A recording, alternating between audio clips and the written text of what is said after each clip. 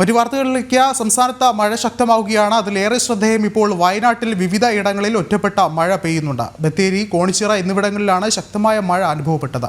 കോണിച്ചിറയിൽ മരം കടപുഴകി വീണു. ജില്ലയിൽ നിലവിൽ ഓറഞ്ച് അലർട്ടാണ് പ്രഖ്യാപിച്ചിട്ടുള്ളത്. കൂടുതൽ വിവരങ്ങളുമായി അർജുൻ PS ചേരുന്നുണ്ട്. അർജുൻ, എന്താണ് ജില്ലയിലെ സാഹചര്യം? വിഷ്ണു, ഇന്ന് ഏകദേശം ഒരു 2 മണി മുതലാണ് ഇത്തരത്തിൽ വേനമഴ ശക്തമായത്. വയനാട്ടിൽ ബത്തേരി, അതുപോലെ തന്നെ കേണിച്ചിറ എന്നിവിടങ്ങളിലാണ് മഴ ശക്തമായി ഉള്ളത്.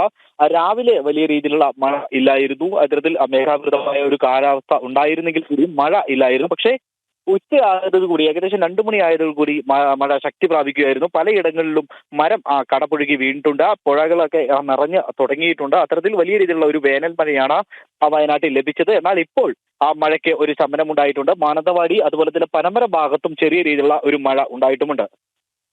വിഷ്ണു, ശരി, അർജുനാണ് വിവരങ്ങൾ നൽകിയത്.